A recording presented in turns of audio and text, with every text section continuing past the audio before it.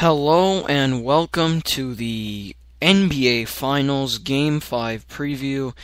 I am your host, Cameron Sadeghi, and we have, again, a very great show for you today. So we have Spurs-Heat in AT&T Center. This series will be going back to Miami, regardless of what happens in Game 5. Also, we're going to talk about the Clippers and the Celtics. What are they going to do? Will Doc Rivers stay as the Celtics head coach, or will he go to Clipperland along with Kevin Garnett and Paul Pierce? What are they going to do there? Is Chris Paul going to stay? Is Eric Bledsoe going anywhere? We'll talk about that. And Dwight Howard, could he come to the Clippers? Possibly the Rockets? Or will he just stay in La La Land for another year? So, first things first, Spurs-Heat. According to the Associated Press, yesterday, Tony Parker said Saturday, the strained right hamstring that wore him down this week could tear, quote, anytime now, quote, heading into Game 5 of the NBA Finals against the Miami Heat. He's not going to heal. He said if it was the regular season, he'd be resting like 10 days. But now it's NBA Finals. If it gets a tear, it's life. Wow. So, the Spurs, look, even with a hobbled Parker, you still got to give him a chance. But let's be quite honest here. The Spurs really are going to lack the creative ability of Parker just to get in the middle of the lane and create for others. You won't have that same burst, obviously. You won't have a guy who's going to be that great on his jump shot. He's going to lack on defense. So that means that Mario Chalmers has to be the key factor in Game 5. That means that Mario Chalmers really could be the key today. And if Chalmers can beat him off the dribble consistently and collapse, this Spurs defense, you'll find LeBron cutting, Wade cutting, Bosh cutting. It's just going to be an easy night for Miami's case. So this injury, I just wanted to start right from the get-go to talk about this injury. This injury is huge. Huge in every single aspect you can think of. Because here you have a guy in Parker who does facilitate and create in this offense for himself as well. You're going to miss that scoring element from himself, which is vital. Because if you have 3 threats against Miami, you got a shot, but with Duncan, and I don't trust Duncan and Ginobili in this series. Duncan, I don't think, has gotten enough opportunities inside, but Ginobili, he's just been a wreck. He's just been a train wreck all the way through. He's just really had a hard time to get going offensively or defensively. So, it's just, Duncan and Ginobili just haven't had the consistency like Parker throughout these playoffs. And they're going to miss that consistency from Parker due to this injury. Wow. I cannot believe how big of an impact Parker has on a consistent basis that it might be the reason why they lose today, just because of this injury. And if they lose today because of this injury, it's going to be quite unfortunate, because a lot of people did think they were going to win this series. But if you give Miami 3-2 going back home, and Miami's so good at home, it's really hard to win two more in a row and then beat them in a Game 7. Miami's really good in Game 7s. So if they have a commanding 3-2 lead, I think Game 5 is the most pivotal game. This is like the turning point in my mind. Everyone said Game 4, but Game 4 and Game 5. Because if you get the Spurs 3-2, they can afford that Game 6 loss. Because look, it's Sunday, Tuesday, Thursday. That's how quick this is coming. So San Antonio is not going to be that great Tuesday because that's a quick turnaround. Same with, so if they, win tonight, absolutely get dominated in Game 6, well, then they'll be okay for Thursday. But it's a quick turnaround to win 2 in a row, Sunday, Tuesday, going back to Miami. That's very hard. Very hard for such a, I don't want to say old unit, because it's just that Duncan, Ginobili, and Parker are up in age. I mean, Leonard is not, Splitter is not. I mean, we get that. Diaw, no, Diaw is kind of old. But most of the other guys really are young, but I'm talking about the core unit. The core unit is older. So, it's just, in my opinion, I think LeBron James and Dwayne Wade and Mario Chalmers will really spark it up. And Chris Bosh played a great game, Game 4. You talk about a guy who was crashing the boards the entire night, dominating Duncan and Splitter inside, which was shocking in my opinion. And then you've got Bosh hitting the spot-up twos, attacking. Bosh just got in the middle of the lane using his jab steps, ripping through, just attacking the bucket, getting himself to the free throw line, because Chris Bosh is a really good free throw shooter. So get to the line, Chris. You're going to get some easier opportunities at the free throw line. We know you can knock down those free throws. So get to the line. Get to the line. They took only 2 3. LeBron James only took 2 threes. Game 4. That's exactly what it should be. He should be hitting those mid-range jumpers. If they come under the screen for that mid-range jumper, hit it like you did in Game 4. Hit the mid-range jumper if they force you to take that shot. Now, if you have the opportunity to get into the lane, create for others. That's what you got to do. Get in the lane, try to get on the fast break, manhandle them on the fast break, push it up the floor. Dwayne Wade pushed it up the floor, which was huge, because that got him early, easy buckets. When you give Dwayne Wade transition buckets, same with LeBron, their confidence just goes through the roof. That's exactly what you need to do. Just get them transition buckets, and they'll be perfectly fine. And that was the story in Game 4. The transition area was huge because Miami pushed it up so quickly. San Antonio didn't have enough time to recover, and they capitalized on every single fast break opportunity.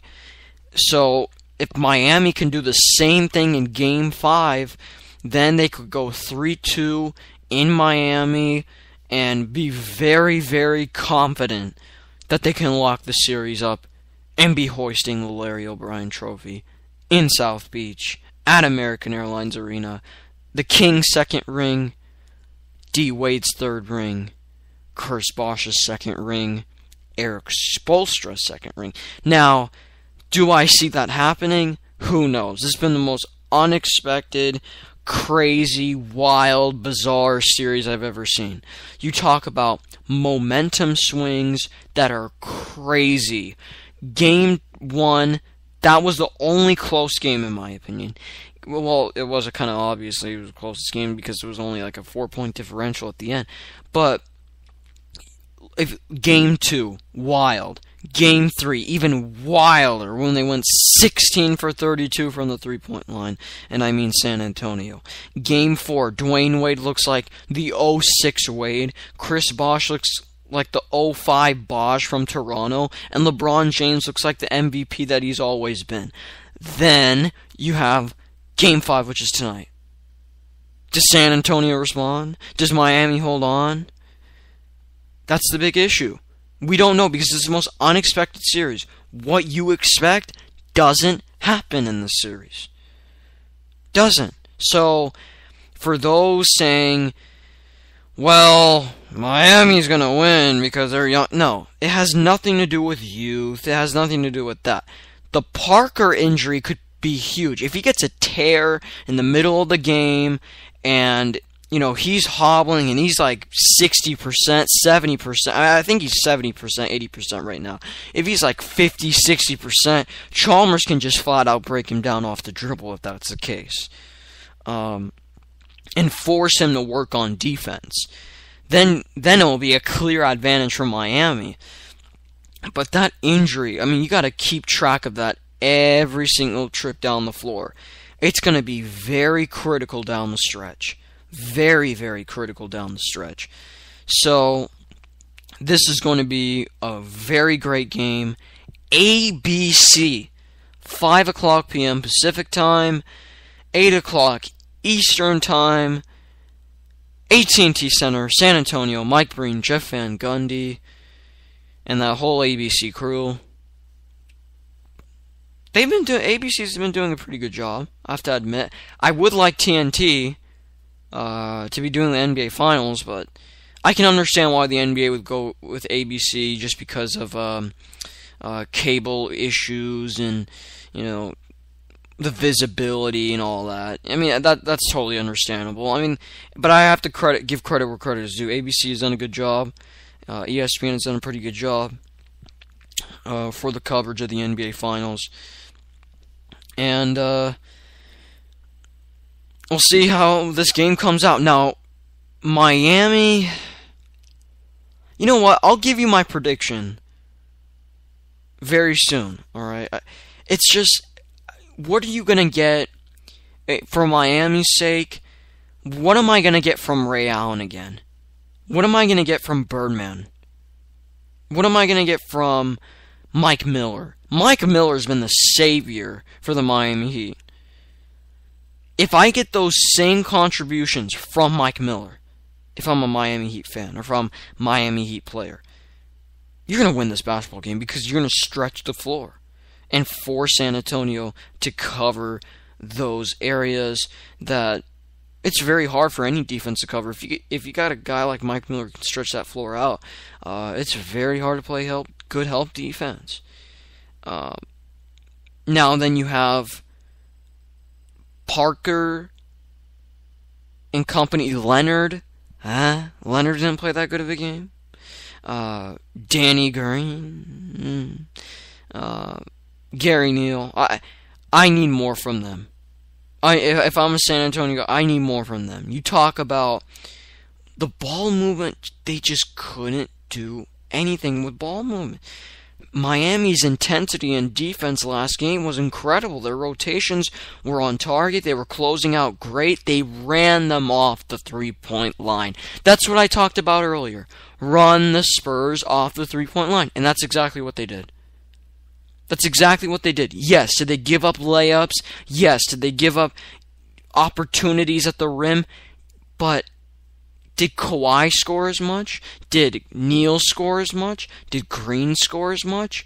Because they didn't get spot-up jumpers. When you don't get spot-up jumpers, then it's hard for guys who aren't creators. Miami forced Danny Green, Gary Neal, and Kawhi Leonard to be something that they aren't, which are creators. And when you dictate the offense to be something that they aren't, or players that aren't something, or you force them to be a different identity, it's your ball game. Everything's going your favor. That means you're going to definitely win the basketball game. And if you don't, then it's a travesty. But you're going to win the basketball game if you do that. So, again, I honestly, and being completely, totally, brutally honest with you, can the Spurs move the ball even quicker? To me, that's the biggest key.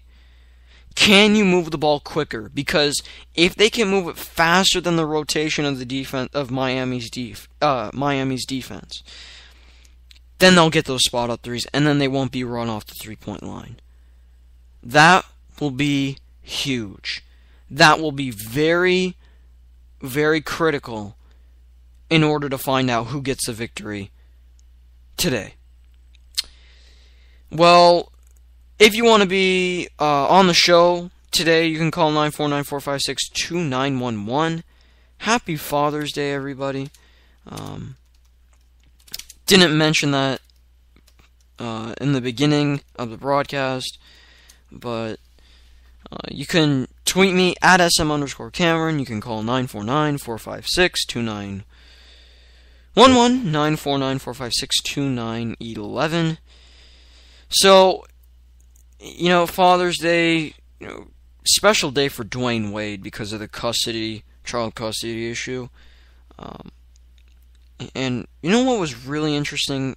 I saw this article about Dwayne Wade, and Wade said that when he saw his sons complaining about calls, he was really surprised because in his at AAU tournaments, he was saying, they should go run back on defense, they should go do this, they should go do that. But then he said that he realized that he was complaining too much about calls. And I've said that a lot. I'm a huge, I don't like it when guys complain about calls. It really bothers me. Okay? Dwayne Wade does that a lot. A lot. He complains about a lot of calls. He's toned it down a lot, but over the course of his career, he's in it a large amount.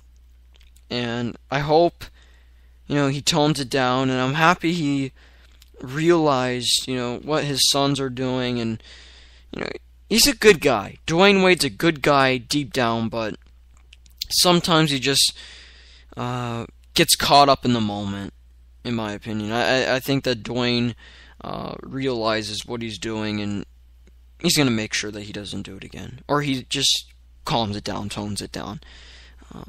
There are a few guys who complain about calls, but they're funny, okay?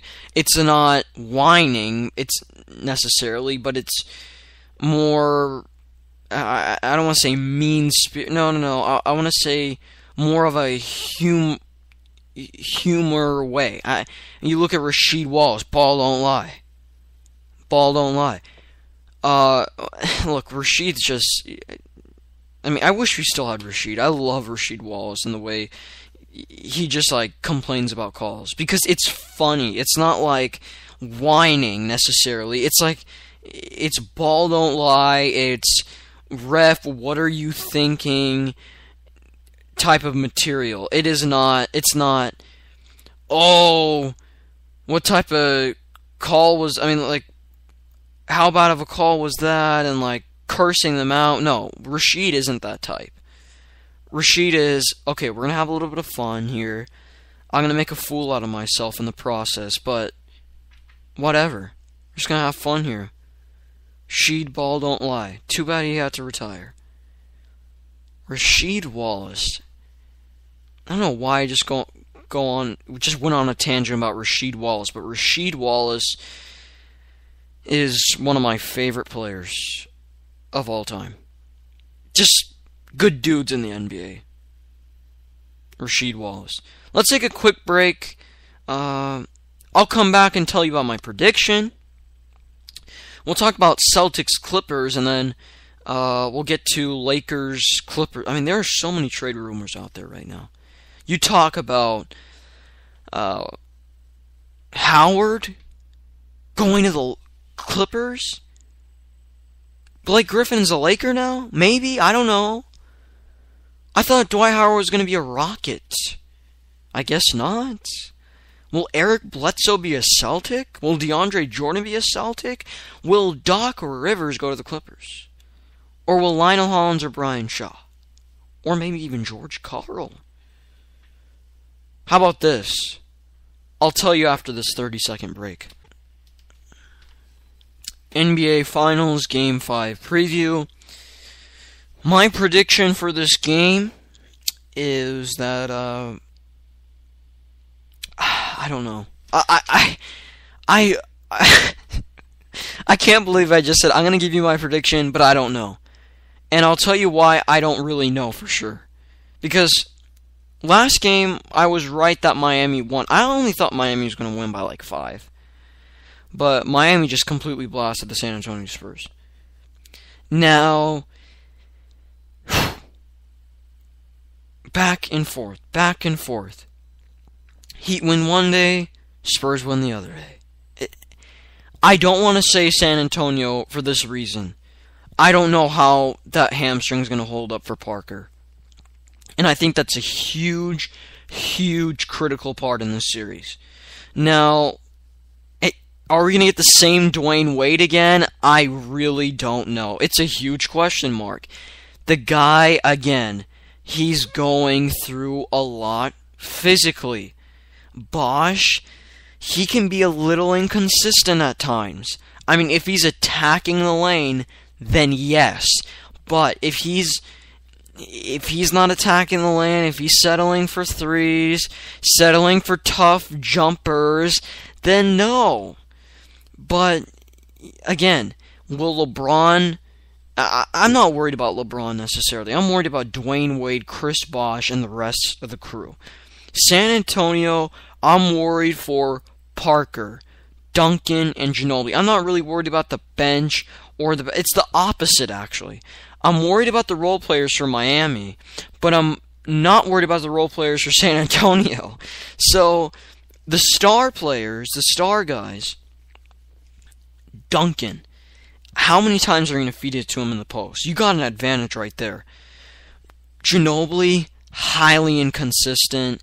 The guy just looks like he's on his last legs. Parker, injury, huge. Could it tear? Maybe. Leonard, to me, Leonard, Neal, and Green are beneficiaries, and they are the products of a great system. That's nothing to take away from them. I'm just stating reality. Now, if Duncan, Ginobili, and Parker can't create in that system for those guys, then they'll be non-factors offensively. And for Miami's case, LeBron's got to create for everybody as well. I mean, that's what LeBron does such a great job for. He always recognizes, finds the open teammate, finds the guy, out for a three, kicks it out, dumps it off. He's so great attacking the lane, and it all comes up to him. If he can start hitting that mid-range jump shot, which he did in Game 4, attack the lane and bully them in the post, he's just going to have so many opportunities to find others. And that will be the key factor in today's game. So, the prediction. I'm going to go Miami Heat 101-96. 101-96. I may be totally incorrect, or I may be perfectly spot on today. I don't know what to expect. I really don't.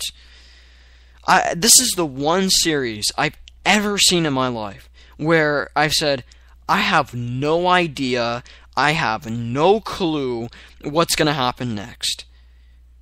No series. You look at these other series, I can tell, okay, Miami's starting to get the momentum swing, Miami's starting to move the ball better, Memphis is doing a good job getting inside, the spacing is good. You can start to tell, it starts to build a theme, you start to find out who's the true, which team is truly going to dominate the series. This one, I wouldn't be surprised if Thiago Splitter ends up with 50 points tonight. I mean, really? Will Birdman get a triple-double tonight? Will Udonis Haslem come out of nowhere? Will Mike Miller drop 45? I have no clue. I have zero clue, and I think the rest of the nation has zero clue. So, if we find out, I don't think anyone in this series is going to win 2 games in a row. No, I don't think anyone in this series, or well, let me put it this way. I think this will come down to a Game 7. How about that? I think whoever wins this series, it's going to be Game 7. There's no way Miami's going to win this in 6. And there's also no way, I mean, look, if Parker absolutely tears his hamstring, then Miami in 6. But that's an extreme. I mean, I know it could happen, but in my opinion, that would be an extreme. I think the Spurs will really take care and put him in for valuable minutes. That will be huge in this series and in this game. Call me 949-456-2911 or tweet me at SM_Cameron, or you can just click the little green bubble in the right corner and just say anything you want. If you want to talk about Father's Day or NBA, I'm here for you. So, please, I beg of you, comment, call, do anything you want. So, let's take another break, and we will be back in a moment.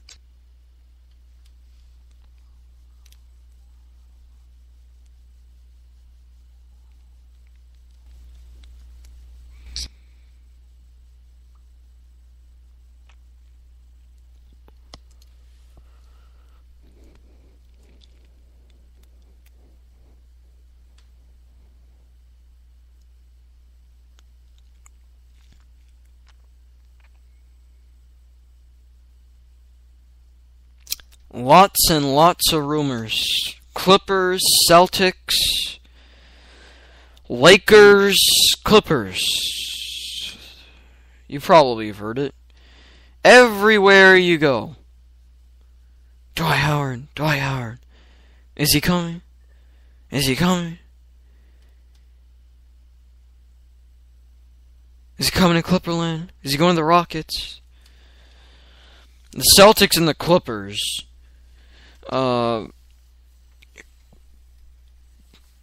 Celtics really want Eric Bledsoe, and rightfully so. But they don't want to give up Eric Bledsoe, and I mean they as in the Clippers, because they want to put him in the Lakers-Clippers deal. And the Celtics are saying, we're not going to accept until you put Eric Bledsoe. First things first for the Clippers, let's just be quite honest here. You gotta, first of all, sign Chris Paul. You gotta lock him up for sure.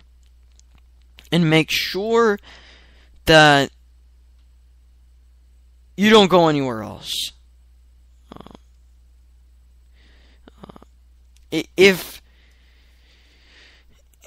he goes somewhere else, you're in trouble. So, that's the first thing. Second thing, I don't think the Lakers would sign and trade. They want to keep Howard for sure. So, if you know, from a Clippers point of view, if you know that Howard is not going to go anywhere in the sign and trade, you know that you're not going to give up Blake Griffin either, because he's an important factor. I would go with the Celtics trade, and I'd give up Eric Bledsoe as well. I'd give up Eric Bledsoe and DeAndre Jordan. DeAndre Jordan, for the Celtics, this wouldn't be a good deal, because you have draft pick, you'd have 2 first-round picks and DeAndre Jordan plus Eric Bledsoe. And then, but again, these talks fell apart, so I don't know. It's just, this is a really tough scenario, because if these talks are done completely, because we don't know what's going on behind the scenes, they may be talking on Father's Day. No, I don't think so. And it's also the NBA Finals. I don't think they're necessarily in contact today. But if they're talking right now, they could be talking while I'm in the show, and they may be, agreeing to something else. And I think the Celtics need to ask for more. I would rather, as a Celtics, as Danny Ainge, I wouldn't want the 2 first-round picks and money. I'd want to get another big-time player as well, to speed up the developmental process. If I'm the Celtics, I'm talking to Atlanta too, for Josh Smith, because in the end, if I'm Danny Ainge, I would want to keep Doc Rivers. And I know that Doc Rivers doesn't want to be in a rebuilding process. So they got to go for Josh Smith. They've got to go for Smith. And if they want to speed up the process, if they want to make sure they can keep Rivers, because if you have Smith, Rondo, and then you could get DeAndre Jordan, that's a really good unit. That team could win a lot of games. Honestly. So, unless we find out there about the Clippers and what they're going to do, it all depends on the Clippers. Whatever the Clippers do is going to have a domino effect on the Lakers and the Celtics for years to come. So this is key critical news. And look, whatever happens, I think the Celtics, whatever happens, their goal should be to keep Doc Rivers. It's going to be very hard. But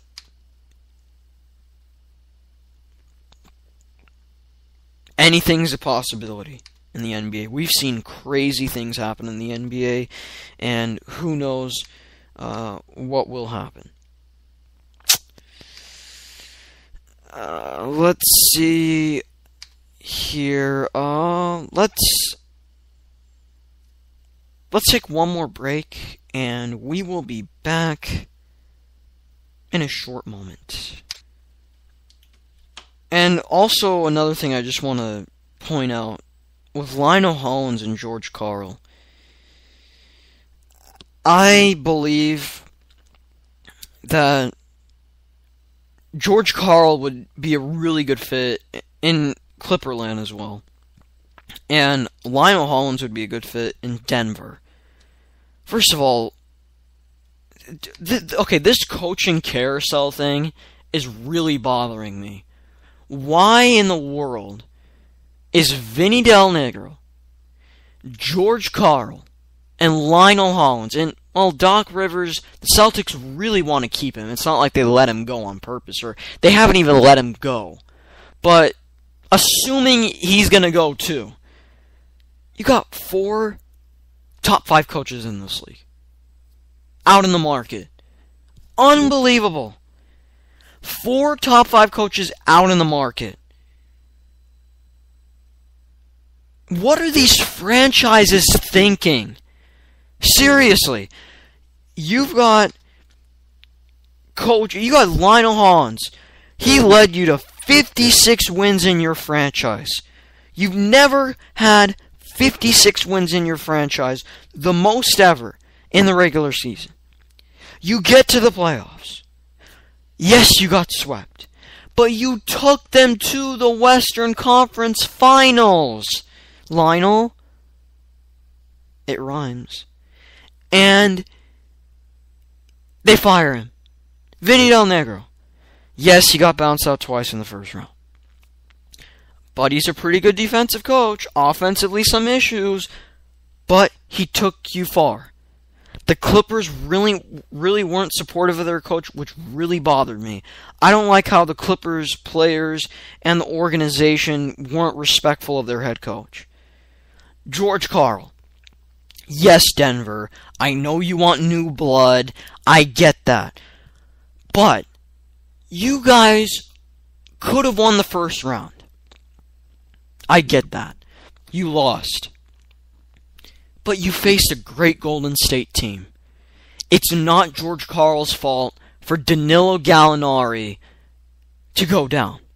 For Ty Lawson to be hurt. It's not your fault, George Karl. And what is this organization doing? Okay? And then Masai Ujiri goes to Toronto.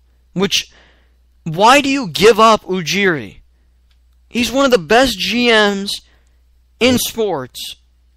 And you give him up to Toronto. By the way, Toronto's becoming a great organization. Toronto has done a great job. Toronto has done everything possible to become a successful organization. They, I think, in my opinion, they are going to the playoffs next year.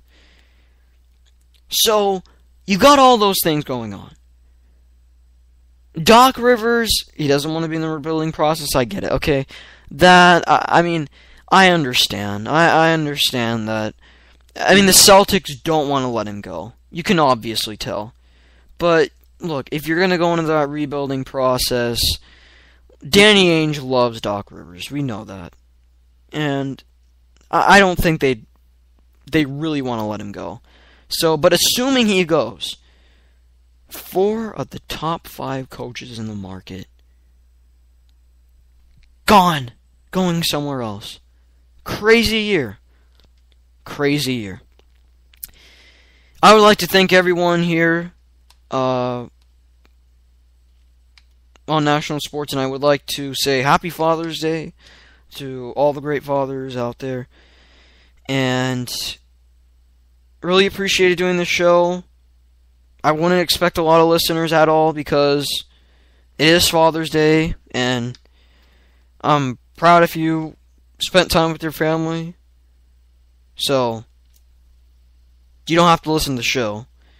But it is archived. You can listen later if you missed anything else. Or it's always here. We have a ton of archive shows.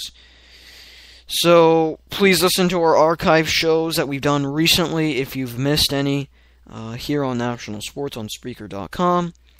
And that's it for me. And like always, hasta luego.